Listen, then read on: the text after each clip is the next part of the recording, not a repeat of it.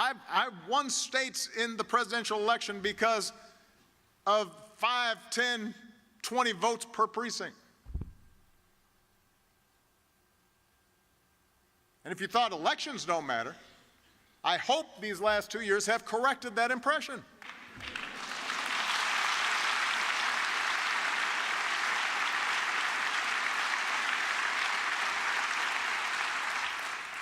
So if you don't like what's going on right now, and you shouldn't,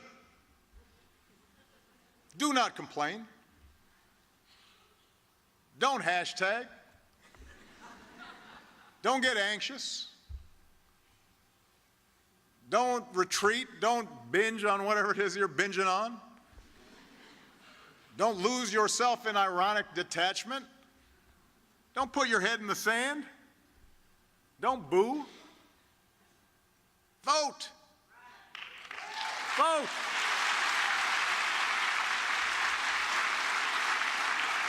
If you are really concerned about how the criminal justice system treats African Americans, the best way to protest is to vote. Not just for senators and representatives, but for mayors and sheriffs and state legislators.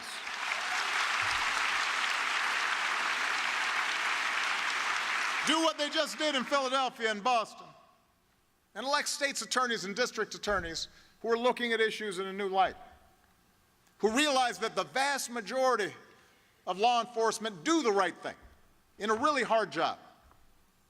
And we just need to make sure all of them do.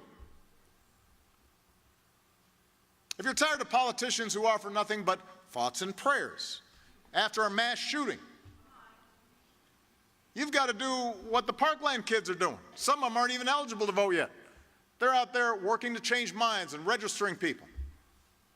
And they're not giving up until we have a Congress that sees your lives as more important than a campaign check from the NRA. You've got to vote.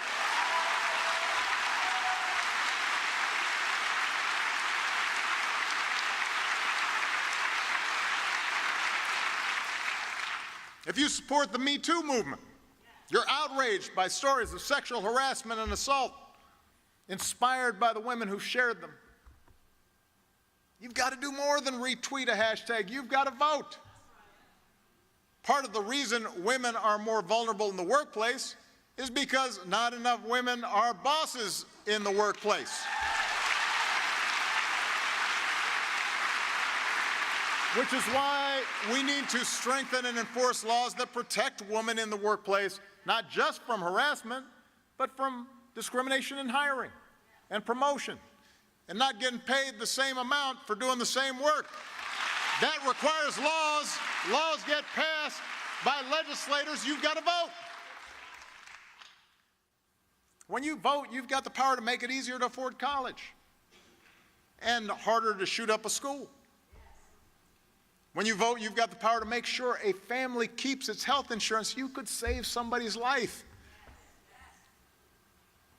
When you vote, you've got the power to make sure white nationalists don't feel emboldened to march with their hoods off or their hoods on in Charlottesville in the middle of the day.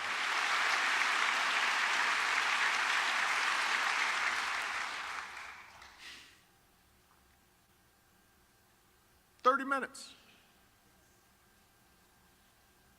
30 minutes of your time. Is democracy worth that?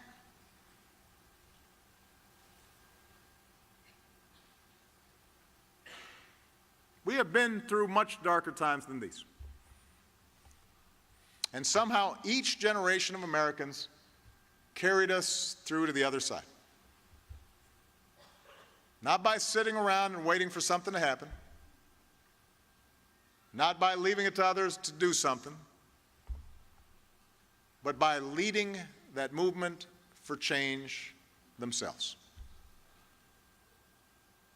And if you do that, if you get involved and you get engaged and you knock on some doors and you talk with your friends and you argue with your family members and you change some minds and you vote, something powerful happens. Change happens. hope happens. Not perfection,